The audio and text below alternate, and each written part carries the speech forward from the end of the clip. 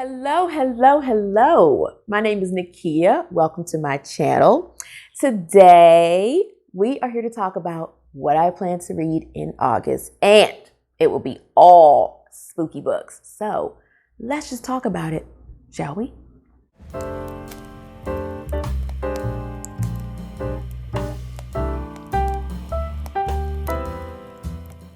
Okay, let me preface this by saying that I chose what I want to read, okay?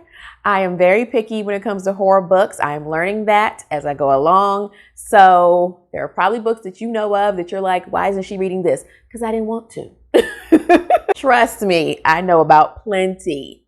And I'm also going to be reading in September and October. So this is not it. These are just the reads for August. And again, like I said, I picked ones that some of them I really just wanted to read. And then there's some other ones that I just heard of recently that just made it to the top of the TBR. So anyway, let's just talk about it.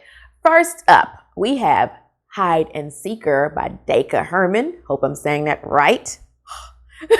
I have talked about this book plenty. It was on my top 21 books to read in 2021. I think it was also recently on my It's been on a bunch of lists. That's all you need to know. I don't have the physical copy because it is on the way to me from the library, but I will have it in time to read it in August. But let me just give you a brief little short summary if you don't know what it's about. It is about this boy named Z who goes missing for a year.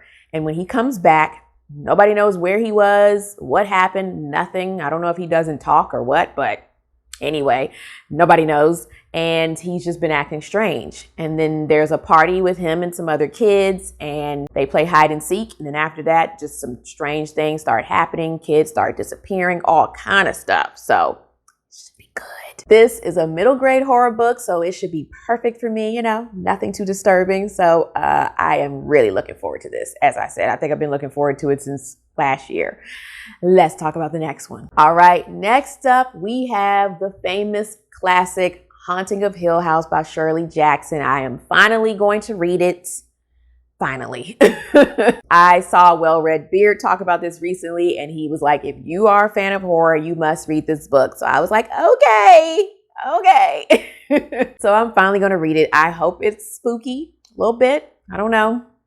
It takes a lot to scare me, so I'm not going to have my hopes up. But in case you don't know, it is about a group of 4 people who go to Hill House to see if it's haunted. It is an occult scholar, his assistant, a woman who is familiar with poltergeist, and the heir to the house.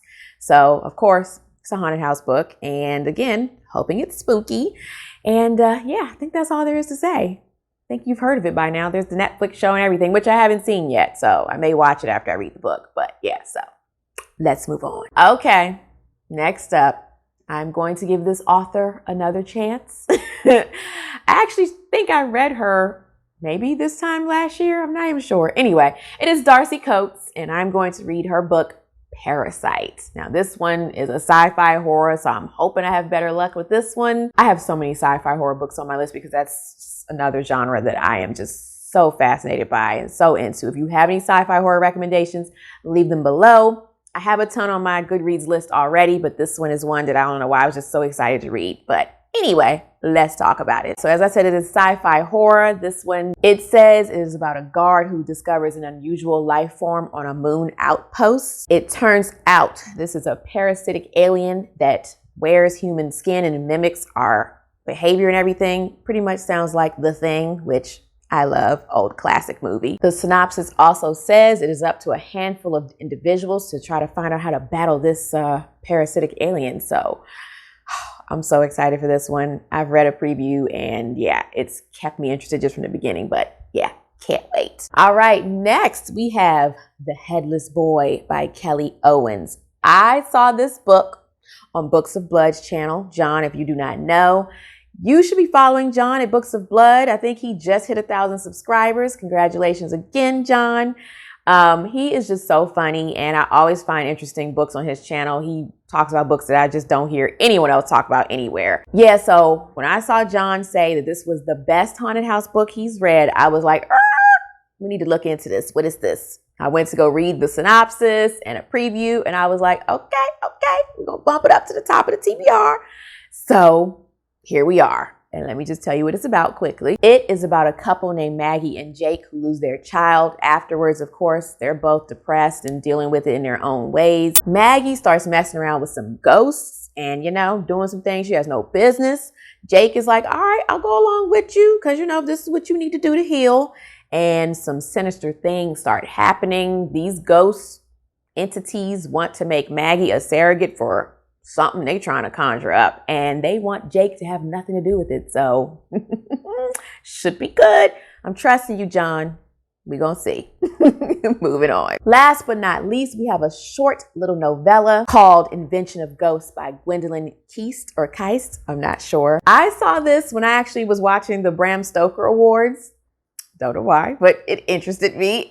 This book won one of the 2020 categories. I think it was for like long form horror book, but that's actually short for them. So I don't know. But anyway, I took a screenshot. I was like, this looks interesting. I looked it up and I liked what I saw. So here it is, top of the TBR. And let me tell you what it's about. All right. So this one is about two college students, a young lady named Everly and her best friend. They are very into the supernatural, messing around with, Ouija's and all that kind of stuff, I'm sure. And one day, they mess around and unleash something they have no business. They end up in a haunting type of experience, and we're going to see what they get into. Like I said, it's a short little novella, so should be a quick, fun read that I'm looking forward to. All right, so that wraps up my August TBR.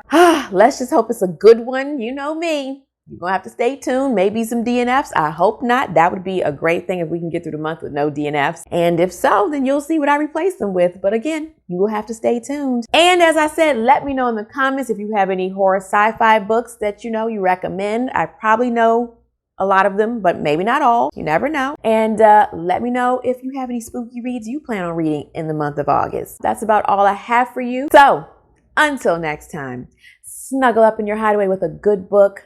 Unplug as much as possible. Be kind to all kind. And I'll see you in the next video. Bye.